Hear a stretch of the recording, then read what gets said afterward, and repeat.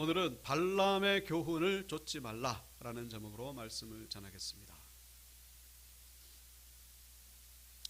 이스라엘 백성들이 애굽에서 나와서 가나안 땅에 40년 만에 들어가게 됩니다. 그런데 오늘 본문에 이 가나안 땅 들어가기 직전에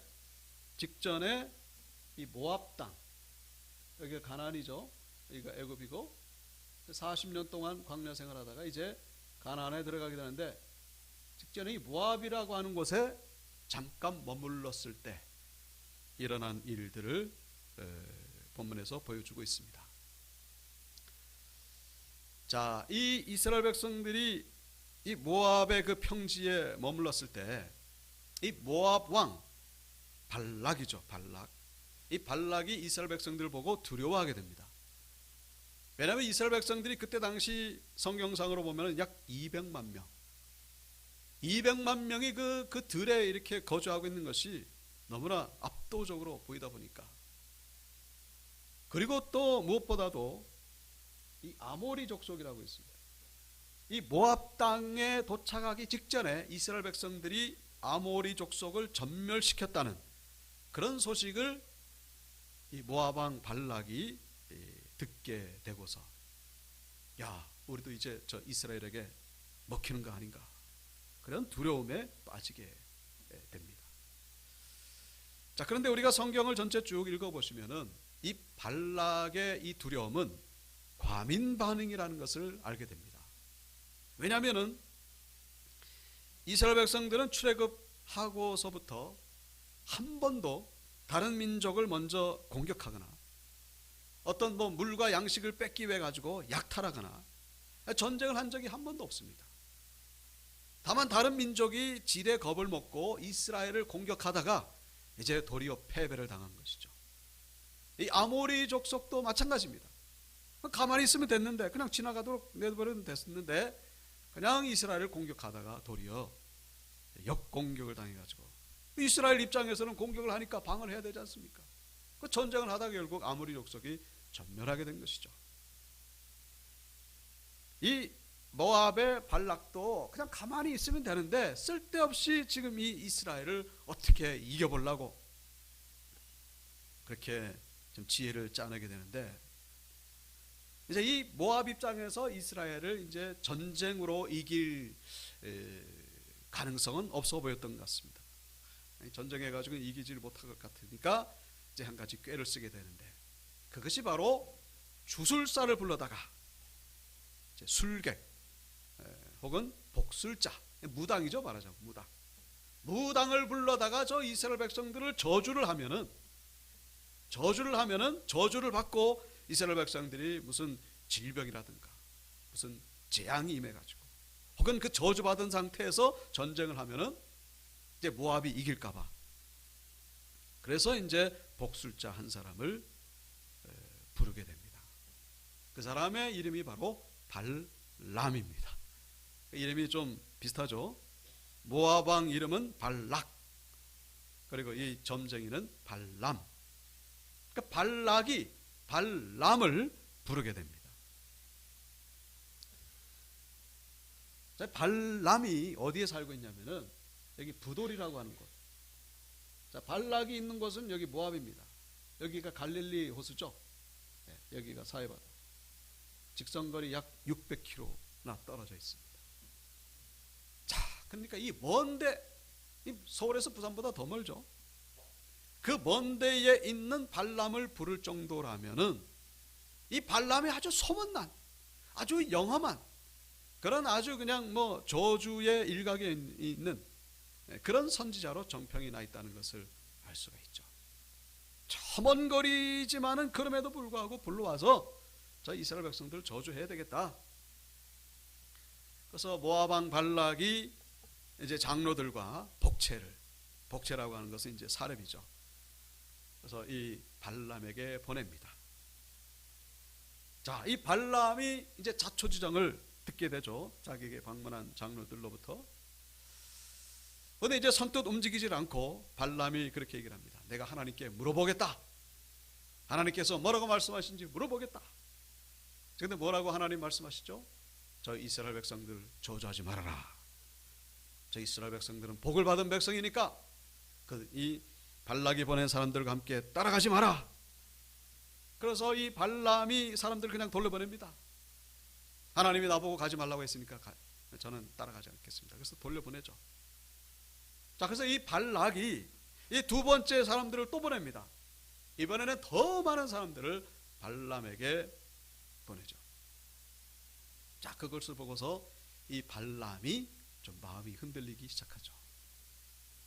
자, 말로는 그 사람들 보고서, 두 번째 일행을 보고서 뭐라고 했냐면은, 은과 금을 집에다가 잔뜩 채워가지고 그 집을 나에게 준다 할지라도 하나님의 뜻이 아니면은 내가 당신들과 함께 가지 않겠습니다.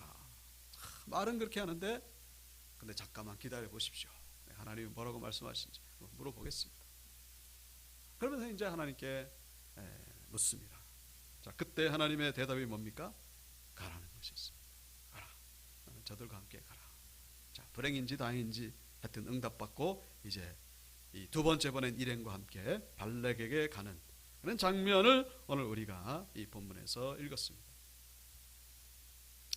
자, 우리가 먼저 이해하실 것은 이 발람은, 선지자 발람은 이스라엘 사람도 아니면서 어떻게 하나님을 그렇게 잘 믿었나?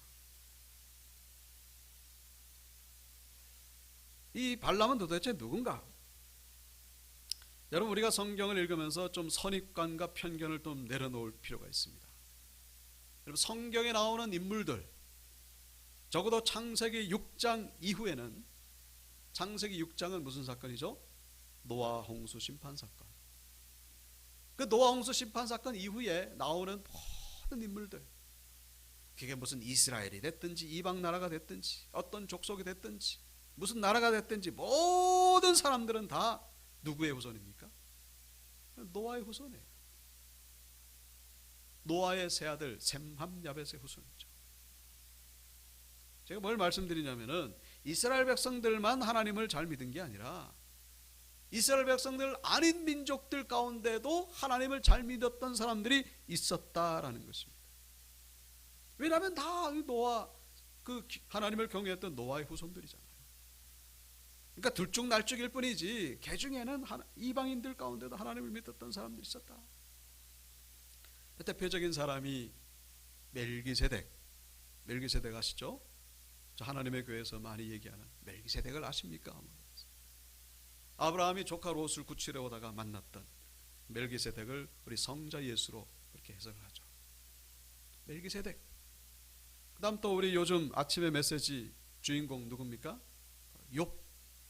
욥도 이스라엘 사람 아니에요. 그런데 하나님을 경외했던 우스 땅에 사는 욥. 모세의 장인, 여러분 모세의 장이 누군지 아십니까? 이드로 미디안 사람이에요. 이스라엘 사람 아니에요. 그럼에도 하나님의 제사장이라고 그렇게 성경에 등장하고 있죠. 발람 마찬가지입니다. 저 부올 땅에 살지만은 그 노아의 피가 흐르고 있어요. 셈함 야벳의 피가 흐르고 있습니다. 그래서 이 성경에는 이 발람을 거짓 선지자라고 그렇게 소개하고 있고 무슨 무당이라고 그렇게 소개하고 있습니다만은 처음부터 우상만을 섬겼던 그런 무당이라기보다는 이 성경이 발람을 우리에게 소개해 주는 이유는 하나님을 잘 믿었던 자가, 그러니까 발람이 어떤 사람입니까? 너무나 소문이 나고 너무나 영험하다는 그런 정평이 있다 보니까 돈이 왔다 갔다 하는 가운데에 이 신앙이 변질된 대표적인 인물로 우리에게 소개하고 있다는 것. 처음에는 신앙이 좋았는데 돈이 왔다 갔다 하다 보니까 그냥 변질된 신앙인의 대표적인 사람, 그게 바로 발람이라는 사실을 우리가 이해할 필요가 있다는 것입니다. 그래서 베드로후서에서는 이 발람에 대해서 그렇게 말씀하고 있죠. 그들이 바른 길을 떠나 미혹되어 부올의 아들 발람의 길을 따르는도다. 여기서 이 그들이라고 하는 것은 베드로 당시 거짓 선지자들. 그러니까 거짓 선지자들의 그 특징이 뭐냐? 이 발람처럼 재물에 대해서 욕심이 많다. 이단들 그 보면요, 겉으로 보면 아주 뭐 인격적이고 평화로워 보입니다만은 그 주최 측, 그 총회보단 그 재단 그 가면요 재산이 얼마나 많은지 몰라요. 그 비리를 알고 보면은 참 그 속에서 방황하는 분들이 참 불쌍하죠. 신천지도 마찬가지고 돈에 대해서 욕심이 얼마나 많은지. 그 대표적인 사람이 바로 발람이었다는 거예요. 돈에 대해서 욕심이 많았다 그런 얘기죠. 불의 아들 발람의 길을 따르는도다. 그는 불의의 싹을 사랑했던 사람이다. 오늘 본문에 보시면은 이 발람은 참 하나님을 잘 섬기는 사람인 것처럼 보입니다. 왜냐하면은 발락이 처음에 사람들 보냈을 때 내 하나님의 뜻을 한번 물어보겠다고, 하나님의 뜻이 아니니까 그냥 가시라고, 난 안 가겠다고 그러지 않습니까? 또 두 번째도 어떻게 하죠? 은과 금을 가득 채운 그런 집을 나에게 준다 할지라도, 여러분 집안에 은과 금이 가득 차면요 그 금이 도대체 얼마나 됩니까? 어마어마한 금액의 돈이죠. 그걸 가득 채워가지고 나에게 준다 할지라도 하나님의 뜻이 아니면은 내가 따르지 않겠나이다. 대단한 신앙을 가진 사람인 것처럼 보이죠. 근데 사실은 알고 보면 그렇지 않다는 것입니다. 그 속 깊은 내면의 속을 들여다보면은 전혀 반대의 모습. 모든 사람이 다 그런 건 아닙니다만은 어떤 사람들은, 그 소수죠. 어떤 사람들은 자기 안에 있는 그런 부끄러운 모습, 약한 부분, 감추고 싶은 모습을 겉으로 말을 할 때에는 이제 거기에 대해서 아주 부정적으로 얘기하는 그런 경향이 있죠. 어떤 것을 강하게 부정하면서 자기 안에 있는 그 내면을 드러내는. 예를 들자면은 어떤 사람은 정의를 엄청나게 부르짖어요. 근데 알고 보면 정의가 없어 그 사람이. 진실을 엄청나게 외치는데 알고 보면 그 사람이 진실이 없고, 돈에 대해서 뭐 초연한 것 같은데 알고 보면 그 사람보다 또 돈 욕심 많은 사람 없어요. 그런 경우. 아주 강하게 부정한다는 것은 결국 반대로 그것을 그만큼 원하고 있다는. 이 발람이 지금 집에다가 금을 가득 채워가지고 나에게 둔다 할지라도 내가 하나님의 뜻이 아니면 따르지 않겠나이다, 이런 표현은 뭡니까? 그걸 가지고 싶다 하는 것을 지금 드러내고 있다는 것을 이해하셔야 된다는 것입니다. 그렇지 않고서는 이 베드로서에서 불의의 싹을 사랑하는, 불의의 싹을 좋아하는 그런 발람이었기 때문에, 여러분 오늘 본문에서만큼은 보면요 이 발람의 신앙이 훌륭한 것 같습니다만은 성경 전체를 보면은 절대로 그렇지 않습니다.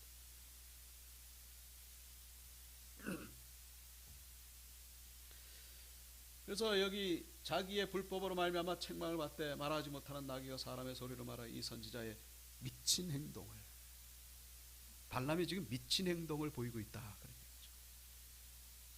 미친 행동, 다른 말로 정신 나간 행동 그런 얘기죠. 우리가 원래부터 악한 사람이 저지르는 행동에 대해서는요 미친 행동이라고 그렇게 얘기를 안 하죠. 주로 평소에는 멀쩡했던 사람인데 엉뚱한 행동을 보일 때, 저 사람이 왜 저래 지금 정신 나갔나? 우리가 이러잖아요. 지금 발람이 지금 정신 나간 행동을 보이고 있는 거예요. 하나님을 잘 섬기다가 뭐 때문에? 돈 때문에 불의의 싹을 사랑하다가. 불의의 싹이라고 하는 것은 그런 뜻이죠. 그 싹, 그 돈, 여러분 돈이라고 하는 것은 중립이에요. 그 뭐 부정도 아니고 긍정도 아니고. 근데 그 돈에 대한 이 반응이죠. 내 마음. 그것을 얻기 위해서 수단과 방법을 가리지 않는 엉뚱한 일을 행했다. 이 발람이 그렇다는 얘기예요. 민수기 23장 10절. 야곱의 티끌을 누가 능히 생이며 이스라엘 4분의 1을 누가 셀고 나는 의인의 죽음을 죽기 원하며 나의 종말이 그와 같기를 바라노라. 하나님은 사람이 아니시니 거짓말을 아니지 않으시고 인생이 아니시니 후회가 없으시도다. 어찌 그 말씀하신 바를 행하지 않으시며 하신 말씀을 실행하지 않으시랴. 여러분 이 두 구절은요 우리 보통 신앙인들이 암송 구절로 이렇게 많이 보는 아주 중요한 구절이죠.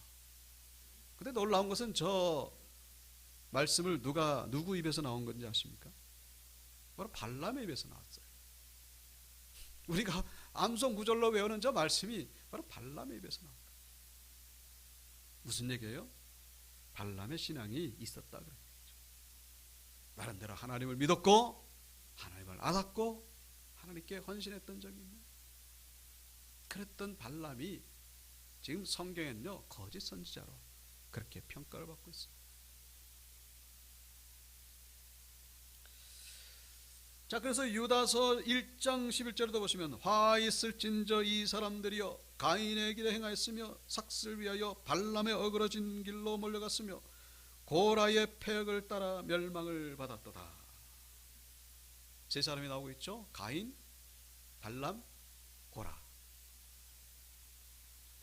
이 세 사람의 공통적인 특징은 뭐냐? 하나님을 잘 믿었던 사람들. 그런데 끝이 좋지 않은 그런 사람들이죠. 가인, 제사를 드렸잖아 하나님 앞에. 고라, 모세와 함께 출애굽한 그 백성의 지도자 중에 한 사람입니다. 발람 마찬가지예요. 처음부터 뭐 우상을 섬기고 그런 자가 아니고 좀 선입관을 내려놓으시고 그렇게 될 수 있다는 거예요. 중요한 것은 이 사람들이 갑자기 이렇게 돌변했느냐? 그렇지 않다는 거예요.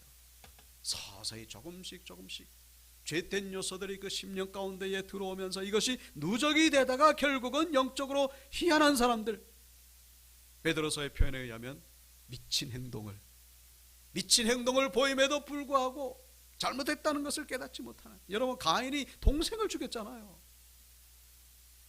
죽이면서도 뉘칠 줄 몰라요. 여러분 이게 정상적인 입장에서 이해가 됩니까?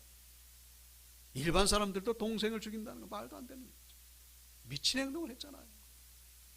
고라가 모세에게 반역을 하다가 결국 땅이 꺼져가지고 파묻히게 되는, 갑자기 그런 이 모습이 보이는 것이 아니라 우리 가운데 죄된 속성들이 조금씩 들어다가, 육신의 질병도 마찬가지입니다.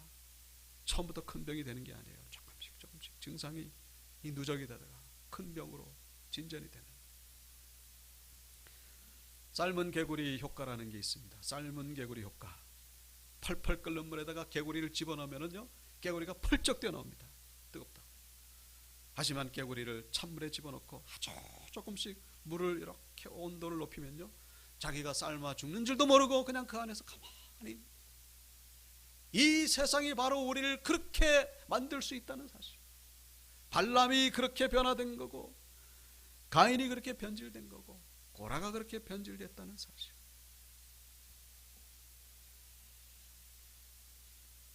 여러분 날마다 말씀 앞에서 우리 자신을 돌이켜보는 것이 얼마나 중요한 것인지, 그런 깨어있는 신앙인들 되시길 주의 이름으로 축원합니다. 날마다 우리는 돌아봐야 돼요. 돈을 사랑함이 일만하게 뿌리가 되나니 이것을 탐내는 자들은 미혹을 받아 믿음에서 떠나 많은 근심으로써 자기를 찔렀도다. 이 발람처럼 돈을 사랑할 수 있는 시대가 바로, 돈을 사랑하기 딱 좋은 그런 시대가 바로 이 시대라는 사실. 물질의 탐욕을 가지기 좋은 시대죠. 여러분 돈을 좋아하지 않는 사람이 어디 있습니까? 돈을 좋아하지 않는 사람이 어디 있습니까? 난 돈 안 좋아해. 여러분 그건 거짓말이죠. 돈이 있어야 사니까. 근데 중요한 건 우리 신앙인들이 있어가지고 돈은 너무나 중요한 의미, 영적인 의미가 있어요. 돈은 영적인 의미가 있습니다. 영적인 실체가 그 안에 들어가 있어요. 돈 때문에 하나님께 영광 돌릴 수도 있고 돈 때문에 그냥 하루아침에 하나님을 저버릴 수도 있다는 사실. 돈을 이기는 자들이 되야 된다. 허셀 포드라고 하는 목사님이 목회하는 교회에서 있었던 일인데요. 청년이 사업을 벌였습니다. 그래가지고 목사님에게 오셔서 좀 예배를 드려달라고. 이 사업이 성공하면은 하나님께 영광을 돌리겠습니다. 교회를 위해서 헌신하겠습니다. 그래서 목사님이 가서 예배를 잘 드려줬습니다. 근데 놀랍게도 하나님의 가운데 이 사업이 복을 받아가지고 참 11조도 많아지고 그렇게 하나님께 영광 돌렸는데 시간이 지나면서 어느 때부턴가 이 청년이 교회에 나오질 않는 거예요. 나왔다가 안 나왔다가. 그리고 11조도 이렇게 안 됩니다. 그래서 목사님이 이제 궁금해가지고 신방을 갔었죠. 갔더니 이 청년이 하는 말이에요. 목사님, 죄송합니다. 이 사업이 커지다 보니까 너무 바빠가지고 주일 성수하기가 힘들어졌습니다. 그리고 11조도 처음에는 뭐 내기가 부담이 안 됐는데 이 수입이 많아져가지고 이 규모가 커지다 보니까 11조 내는 것이 부담이 되기 시작했습니다. 죄송합니다. 그래서 이제 목사님이 이 청년의 손을 꼭 붙잡고 형제님 함께 기도하십시다. 그래서 목사님이 기도를 합니다. 주여, 이 청년에게 복을 주셔서 이 사업장 이렇게 부흥하게 하여 주신 것을 감사합니다. 다만 바라옵기는 이 사업이 확장되다 보니까 너무 바빠가지고 주일 성수를 못하니까 주일 성수할 수 있도록 사업 규모를 확 줄여주시고 11조를 내기 부담된다고 하니까 수입도 확 줄여주셔가지고 11조 내는데 부담되지 않도록 하나님 은혜를 내려 주시옵소서. 예수 그리스도 이름으로 기도드렸습니다. 기도가 끝나고 나서 보니까 이 청년이 울고 있습니다. 바로 회개의 눈물이죠. 그리고 그 이후부터 이 청년이 아주 열심히 신앙생활을 했다고 하는 그런 이야기가 있습니다. 사랑하는 성도 여러분, 돈을 이기는 자들이 되시길 주의 이름으로 축복합니다. 그게 바로 세상을 이기는 거예요. 여러분, 돈을 이기는 게 뭡니까? 가난하게 살라는 얘기예요? 그렇지가 않죠. 가난하게 살라는 것이 아니라 하나님의 영광을 위한 도구가 될지언정 하나님보다 이 돈을 사랑하는 자들이 되지 말라는 것입니다. 돈에 대해서 자유함을 누리는 자. 우리 요즘 아침에 욥기를 우리가 묵상하고 있죠. 욥은 어떤 사람이었죠? 거부였음에도 불구하고 하나님을 경외했더라. 거부였음에도. 돈을 이긴 자죠. 돈을 이긴 자입니다. 그게 바로 돈을. 발람의 길을 따라가지 마시고, 발람이나 욥이나 다 신앙이 훌륭했던 사람인데 이 발람은 변질이 됐어요. 발람 따라가지 마시고 욥을 따라가시는 그런 위대한 신앙인들 되시길 주의 이름으로 축원합니다. 자, 이 돈을 이길 때 하나님이 더 큰 우리에게 복을 주신다는 것입니다. 자, 이 오늘 본문에서 이 두 번째 이 발락이 사람들을 보냈을 때 발람의 반응이 무엇이었죠? 은과 금을 나에게 많이 준다 할지라도 하나님의 뜻이 아니면은 내가 하나님의 뜻을 거역할 수가 없습니다. 그러면서 잠깐 기다려보라고 그러면서 하나님께 기도하기 시작합니다. 여러분, 이 기도는요 잘못된 기도입니다. 왜냐, 하나님은 이미 결제가 떨어졌어요. 저주하지 말고 가지 말라. 근데 지금 발람이 기도하는 것은 무슨 기도죠? 하나님의 뜻을 바꿔보려고 하는 그런 기도죠. 내 뜻이 변화되어야 되는 것이 그게 올바른 기도입니다. 기도라고 하는 것은요 내 뜻을 바꾸는 시간이라는 사실. 우리 하나님 앞에 이게 뭐 기도의 조건을 다 적어가지고 하는 게 아니고 백지를 가지고 나가는 시간이 바로 기도의 시간이라는 사실을 잊지 마시기 바랍니다. 하나님의 뜻을 구해요. 이미 내 생각은 딱 고정이 됐어요. 이제 그거를 이제 허락받으려고 가는 게 우리는 기도라고 생각하는데 그렇지 않습니다. 하나님, 제 생각은 이건데 이게 틀렸다면 말씀해 주시옵소서. 제가 당장에 고치겠나이다. 내가 이것을 내려놓겠나이다. 하나님의 뜻을 구하는 그게 바로 기도의 시간입니다. 예수님이 십자가에서 죽으시기 전에 내 뜻대로 마옵시고 하나님의 뜻대로 하옵소서. 그게 바로 기도의 시간이라는 사실. 자, 그런데 불행인지 당인지 하나님은 이 발람의 소원을 들어주십니다. 가라. 이 발람이 얼마나 좋아했을까요? 가라. 하나님이 내 기도에 응답해 주셨다. 여러분, 이게 복입니까? 여러분, 하나님께서 예스 한다는 것이 무조건 복이 아닐 수 있다는 사실. 여러분, 이것은 결국 불행입니다. 발람에게 있어서. 아이고, 그래 가라. 하나님은 마지 못해서. 결국 이 발람은 이 두 번째 일행과 함께 따라감으로 인해 가지고 그의 불행이 시작됐다는 사실. 우리가 그 23장, 24장까지 이제 발람의 이야기가 쭉 이어지는데 쭉 읽어보시면요, 이 발람이 결국 발락에게 가죠. 가가지고 이스라엘 백성들을 이제 저주해야 되는데, 이 저주를 하려고 하면은 입에서 축복의 이야기만 자꾸 나옵니다. 하나님께서 강권적으로 역사하신 거죠. 무려 3번이나 그럽니다. 그러니까 발락의 요구 조건을 전혀 못 들어준 거예요. 하나도 못 들어줬어요. 복채를 받았을까요? 못 받았을까요? 당연히 못 받죠. 요구 조건을 들어줘야 복채를 받는데. 근데 이제 24장 다음에 25장에 가보시면은 25장 1절에 그런 말씀이 나옵니다. 이스라엘이 시딤에 머물러 있더니 그 백성이 모압 여자들과 음행하기를 시작한다.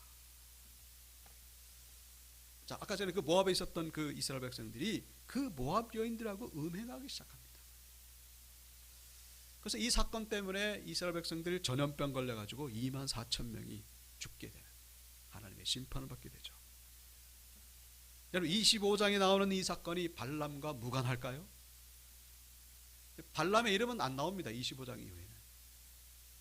그런데 이 사건의 배후에 발람이 있었다는 것을 예수 그리스도께서 직접 폭로하고 계십니다. 요한계시록에 나오는 말씀이죠. 그러나 내게 2가지 책망할 것이 있나니 거기 내게 발람의 교훈을 지키는 자들이 있도다. 발람이 발락을 가르쳐 이스라엘 자손 앞에 걸림돌을 놓아 우상의 제물을 먹게 하였고 또 행음하게 하였느니라. 예수님이 직접 하신 말씀이에요. 그 하나님이신 예수. 민수기에는 안 나옵니다만 그 이스라엘 백성들 모압 여인들과 행음해가지고 심판받은 사건의 그 주동자가 누구냐? 발람이었던 것이죠. 이 저주를 해야 되는데 이게 축복만 나오니까 이 복채를 못 받잖아요. 그러니까 복채를 받기 위해서, 그 불의의 삭스를 얻기 위해서 수단과 방법을 가리지 않고 안 되겠다 그러면은 좋다. 저 모압 여인들 가운데 가장 최고의 미녀들을 뽑아다가 이스라엘 남자들 그냥 미혹시켜가지고 우상의 제물에 끌어들여야 되겠다. 이 발람의 짓이었다는 사실. 주님께서 계시록 2장에 나오는 말씀, 이 교회가 바로 버가모 교회에 주시는 말씀이죠. 버가모 교회 안에 발람의 행음이 있었다. 교회에서 처음부터 그런 일은 행한 건 아니겠죠. 이 버가모, 이 터키에 있는 도시입니다만 그 터키에 있는 그 음란한 문화가 교회 안에 들어오게 됐다는 것을, 그거를 조심해라. 여러분, 이 시대에는 바로 발람의 그 음란한 문화가 팽배한 그런 시대라는 사실.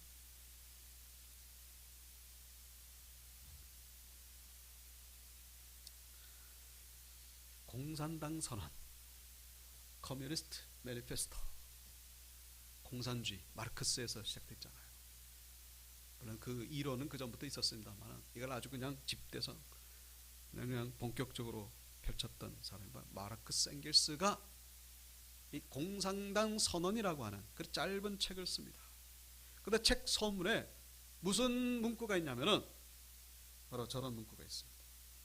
하나의 유령이 유럽을 떠돌고 있다. 공산주의라는 유령이다. 섬찟한 그런 문구죠. 그러니까 저 말의 뜻은 뭐냐면은 이 공산주의가 이제 절대로 없어지지 아니하고 이 세상을 지배할 것이다. 어떤 소수만이 외치는 그런 부르짖음이 아니라 전 세계를 지배할 것이다. 그 유령이 지배할 것이다. 이제 그런 뜻이죠. 그래서 이제 러시아 혁명이 일어났잖아요. 1917년인가 그때 일어났고. 자, 그런데 이제 그래가지고 중국도 넘어가고 북한에도 넘어가고 이제 그렇지 않습니까? 근데 이제 아시다시피 저 공산주의는 무너졌습니다. 공산주의 유령이 맥을 못 쳐요. 구소련이 무너지면서. 근데 제가 지금 공산주의를 말씀드리는 게 아니고 공산주의 유령은 맥을 못 치는데 여전히 그냥 기세등등하게 싸돌아다니는 그런 유령이 있죠. 그게 바로 발람의 유령입니다. 공산주의 유령은 무너졌는데 발람의 유령은요 더욱더 기세가 등등합니다. 발람의 유령, 오늘 말씀의 제목이 발람의 교훈이죠. 발람의 교훈을 달리 표현해가지고 발람의 유령이라고 제가 지금 말씀드리는 거예요. 발람의 유령이 교회에도 들어오고 사람들의 의식 속에 들어가고 음란한 문화가. 그래서 어떤 그 유명한 신학자가 그런 얘기를 한 적이 있습니다. 하나님이 미국을 심판하지 않으면은 하나님은 소돔과 고모라에게 사과해야 된다. 소돔과 고모라를 그런 기준으로 심판해 놓고는 저 미국을 심판하지 않는다면 그런 악하고 음란한 문화가.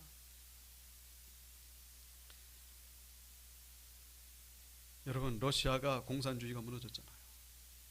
공산주의 유령은 무너졌습니다만 이 러시아를 붙잡고 있는 영이 있죠. 그게 바로 발람의 유령입니다. 그 발람의 유령에 붙들린 자가 누구예요? 바로 푸틴이죠. 푸틴. 발람의 유령은 욕심입니다.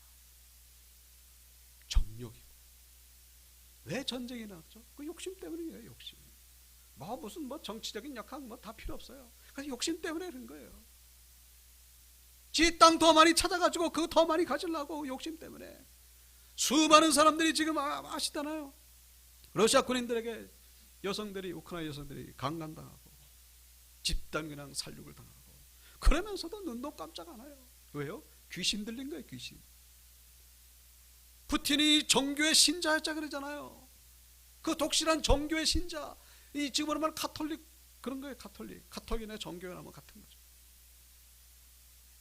사람을 이렇게 죽여놓고 그 끔찍한 시설을 절려놓고. 이번에 제가 목회자 수련회 갔을 때 어떤 목사님은 교회에서 푸틴을 죽여주시옵소서 그런 대표 기도를 장로님이 하셨다고 하는 그런 우스갯소리를 제가 들었습니다. 도대체 그 푸틴 도대체 하나님의 심판을 어떻게 피하려고, 어떻게 역사의 심판을 피하려고. 지금 21세기에 왜 그렇죠? 그 발람의 유령에 붙들린 거예요. 푸틴만 그렇습니까? 우리도 똑같다는 거예요.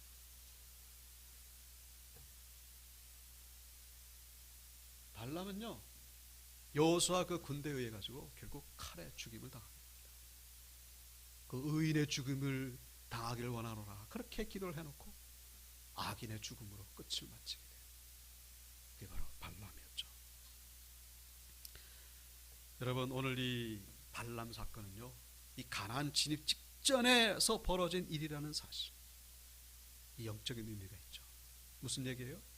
우리가 천국 가기 직전까지, 천국에 들어가기 직전까지 마귀는 우리를 붙잡고서 물고 늘어진다는 사실, 언제 우리가 넘어질지 모른다는 사실, 그 세상의 그 욕심 때문에. 이 사실을 기억하시고